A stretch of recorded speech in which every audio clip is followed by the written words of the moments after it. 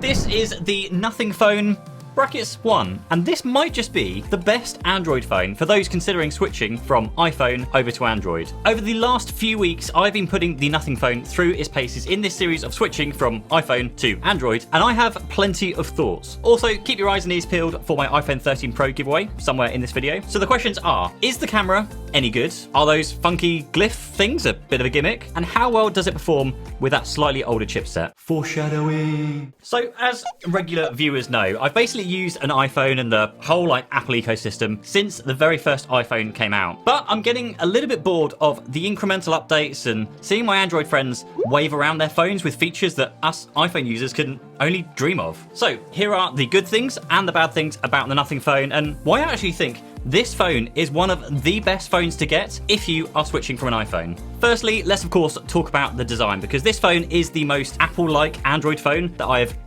ever used. From the placement of the volume and the power buttons to where the underscreen fingerprint reader is actually positioned, even the design with the flat edges, the flat screen, and the dark antenna bands are the same as the iPhone. I mean, even the circle around the fingerprint sensor, it just looks just like a Touch ID sensor. In fact, I'd hazard a guess that most people would see this lying down on a table and know that it's an iPhone. Not think, know that it's an iPhone. And this familiar design is actually a good thing. There's a reason why Apple has stuck with pretty much the same design for the last decade. It just works. Now, Android phones tend to have a habit of moving these things around depending on which phone you use. Sometimes they'll put the buttons all on one side. Sometimes they'll put the fingerprint reader on the back, on the front, sometimes on the side. It just depends. So picking this phone up and using it, knowing to reach for where the Touch ID sensor is to unlock it, taking screenshots by holding the power button down and the volume buttons down, all just provide a very familiar experience for anyone who's considering moving away. But whilst it is familiar, it of course has, all the benefits of switching to Android with those unique features that we don't see on iPhone. Features like the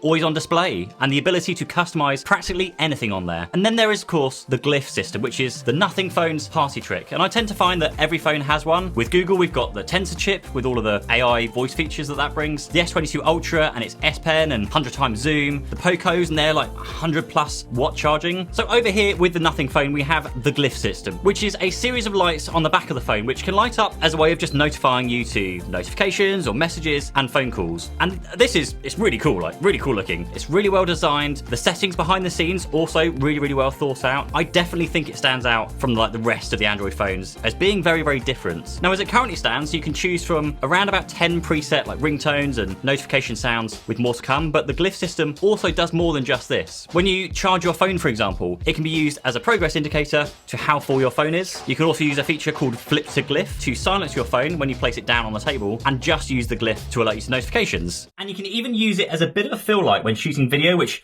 does a reasonable job, but only when shooting in dark environments, or then you can switch to the separate fully featured flash. There is also an old school red LED that flashes whilst recording for that true retro video camera feel, which is good when someone else is filming you, but not so good if you want to secretly record somebody. So whilst I really love how this looks, I think it's really unique and it does make the phone stand out. Something else that for me makes this phone a bit of nothing is that to see the glyph interface, you have to turn your phone over, which means potentially scratching the glass for a start, not a great start. And by flipping the phone over, you then can't see what the actual notification is. But the biggest issue I found with this so far is that even if you do the thing, you flip the phone over to show off the cool lights, the lights then trigger on pretty much everything, and there is no current way to configure which apps trigger the notifications, which means for the notifications currently be of any use to you, you have to go and heavily customize your notifications, because a tweet, a text message, being tagged on Facebook, an email, all of the things will flash the LEDs on the back. And unless you flip the phone back over, you can't then tell one from another.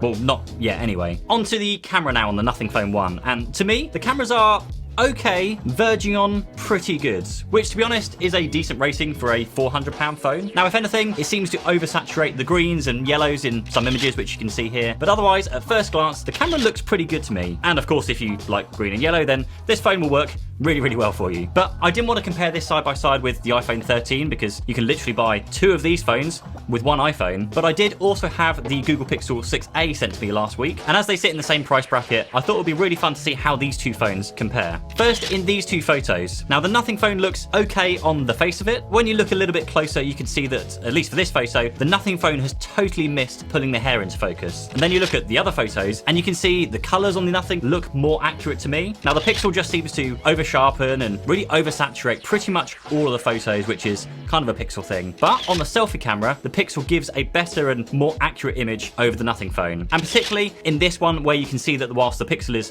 possibly over-sharpening, the Nothing seems to have this weird like beauty filter thing baked into it, which smooths out skin, which most of the time looks okay, but in some images can look just a bit unnatural. And I can't find any way of like adjusting or switching this off anywhere in the settings yet either. But overall, and for the price point of the phone, I don't think it's a bad camera. It's okay. Video though is a bit of a different story. And when comparing it side by side with the Pixel, we can also see it is much slower at handling like a changing lighting, particularly when there's like both bright and dark elements in the same images, like when looking out of a window from inside a dark room. Now, when keeping the phone still, you of course don't get those movement issues, so I wonder if that's maybe a software issue with the optical image stabilization. Overall performance of the phone is actually pretty good. Like day to day, it's been snappy with no noticeable slowdowns, except a few times where I've just had to wait for, the keyboard to appear before I can do anything. But I do get the feeling that, again, this is more a software issue than a hardware issue. And speaking of software issues, a strange thing about the Nothing launcher I found when switching the grid from how many icons you can fit on screen at any one time, it just totally blitzes your home screen and you have to literally start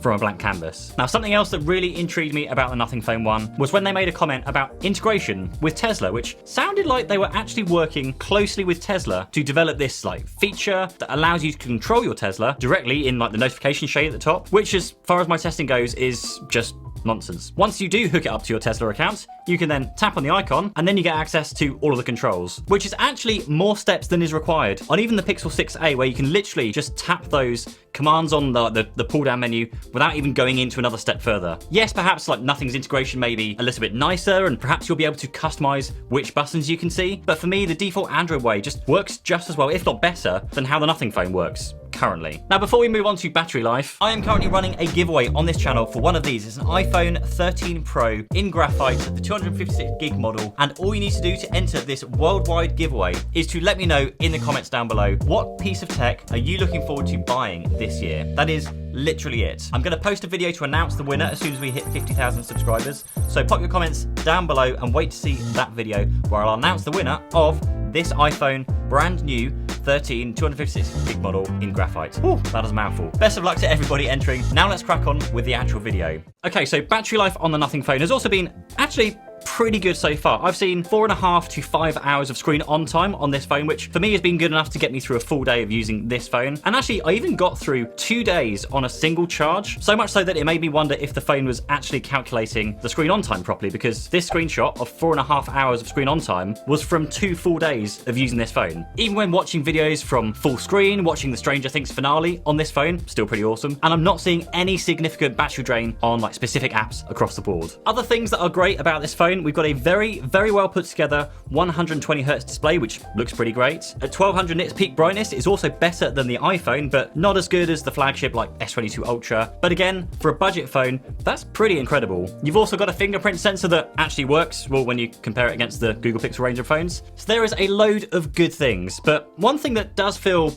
a bit lacking, and this is really quite like a minor nitpicking thing at this stage, is the audio. Like, firstly, it seems that most of the audio comes from the Boston speaker here, which means if you happen to cover it up with your finger or maybe prop it up on anything that's going to cover that speaker, the audio is dramatically different. But overall, it just feels like the sound is somewhat lacking. Like, it feels a bit tinny and there's a lack of bass when compared side to side with even the Pixel 6a. But those things aside, the speakers are just as loud as the Pixel 6a and actually just as loud as the iPhone 13 Pro. So volume-wise, there's no problems right there. And most people will likely just throw on a pair of like Bluetooth earbuds or headphones when listening or watching anything they really want to get into here. Otherwise, it is perfect for scrolling through TikTok or watching some random video clips that your mates send you. Like, no issues there whatsoever. Now, there is a lot to be said about how well this phone has been put together. Like, from literally, there's no bloatware installed. There's no like nothing version of your mail or browser or photos or anything else like LinkedIn or other random apps pre-installed. And Nothing's version of Android is so clean that the interface does absolutely fly. Like, along with that 120Hz display, it's a really, really smooth implementation that does feel like a